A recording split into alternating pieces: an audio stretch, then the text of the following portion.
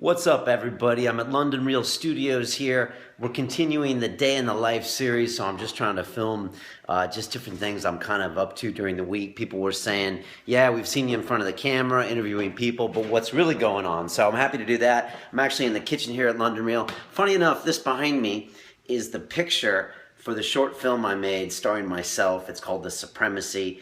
It's on YouTube. I think when I dropped it on London Reelers like a year ago, everybody hated it, and I get it. That's okay. It's like 20 minutes. It's a martial arts film, and I shot it with the man that taught me Brazilian Jiu-Jitsu, Chris Kiston, who you would have seen talking about autism. He's an autism teacher, amazing guy, and I spent 8 years training Brazilian Jiu-Jitsu with him, Thai boxing, and well, life as well. So he's an amazing guy.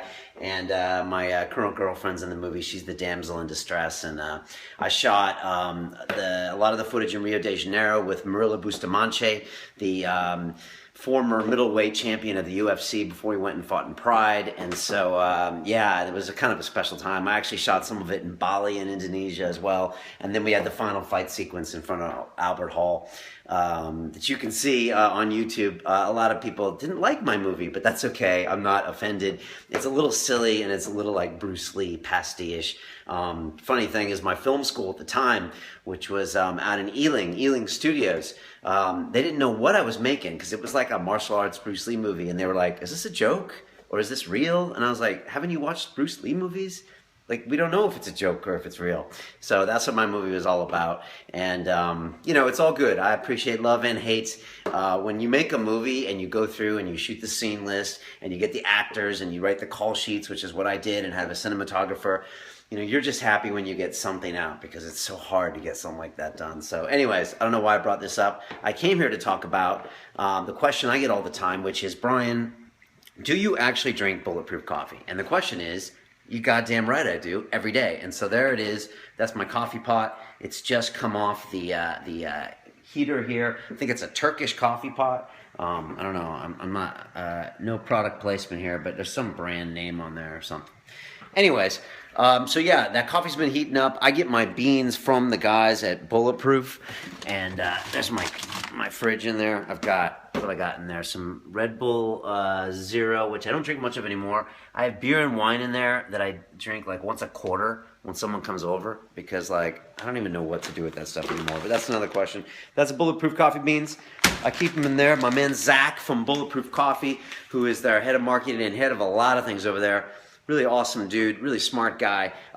He hooks me up with the products, and then I take this stuff and grind up in my own grinder and then cook the coffee. Up in here, I got my brain octane oil, and this stuff is dope. I travel with this stuff because I use it all the time. I've also got Unfair Advantage. There it is, and then these little ampules that the Bulletproof guys sell, and I know it looks crazy. It looks like some serious street drugs or some performance-enhancing drugs here.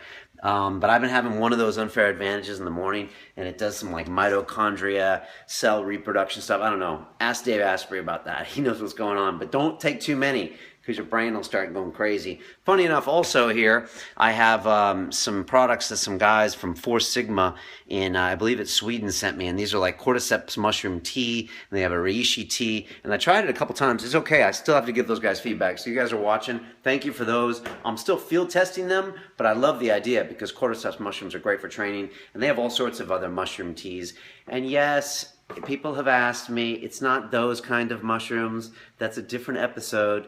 And you can go see that episode along with the other things that we've talked about, ayahuasca, DMT. But this is just tea, okay? So let's not get too crazy. So anyways, for my Bulletproof, I take my grass-fed butter. If you can get it, it's Kerrygold. You know, we love Kerrygold unsalted.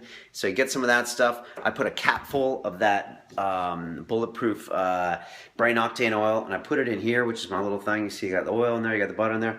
And then, okay, let's do this. So I got the coffee that's hot. It'd be great if I burned myself right now.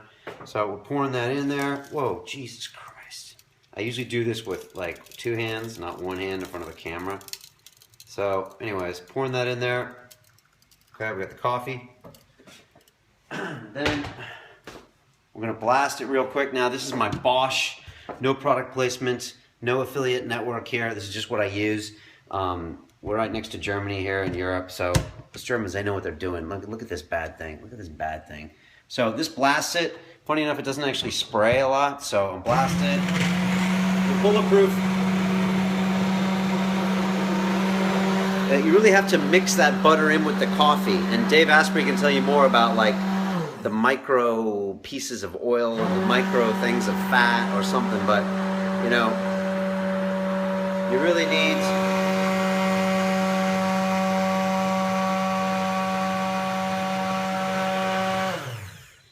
to blast it and really get all those pieces integrated into the coffee, and it also makes this wonderful like latte type flavor. So if you're not doing that, you're doing yourself a disservice. And picture of my ex-girlfriend. And so yeah, so that's what's going on there. And then we take it, and you have to pour it into. There's only one cup that will do, and that is the one in your cupboard, which is your London Real. It's About the Journey cup. And now I make myself drink it in these every day. I think it's like an affirmation, something I got from Dan Pena, is that I'm always drinking things out of a London Real cup, because I'm always like maybe branding my own message in my head. So here we go. I'm pouring the coffee in my London Real cup. And boom, there you go. That's my morning ritual. Lately I've been having, maybe sometimes a little bit of a kale shake lately, because the girl has been making those, and then I have some eggs and some gluten-free toast, and then I have my coffee. You can do it however you want, and then I'll have like 1 or 2 cups of those right around 11 o'clock, 10 o'clock, and I'll really start to get cranking. So yeah, big fan of the coffee, just the way it does things. I actually don't drink a lot of other coffee during the day. I'm sometimes have this a little bit later if a guest comes, but other than that, that's pretty much my deal. So there you go. That's how I do it. Y'all will do whatever you want to do, but you know, I'm a big fan of just getting those good fats in you. Everyone I've given to it on the show, every single person loves it, including last night. I had Matthew Pritchard, the guy from Dirty Sanchez, who does all those crazy pranks. He makes the boys and Jackass look like just boring people. And he tried a sip and he was like, wow, that's really good. I was like, yep, that is. So there you go. I'm going to leave you on that. Just one little other tiny thing in my kitchen you'll notice here. And this is a beautiful thing. This is my lunch today, which is rice, salad, and onions, and then best ends, lamb best ends, and some garlic sauce. Okay, and this is what happens when, look at that. Look at that. Are you kidding me? Okay, that's what I'm talking about. Those are lamb best ends.